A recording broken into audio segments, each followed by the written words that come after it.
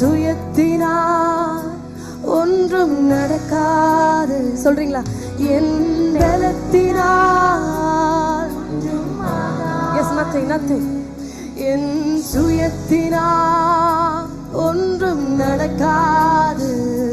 உந்தன் பிரசன்னத்தால் கூடுமே. உந்தன்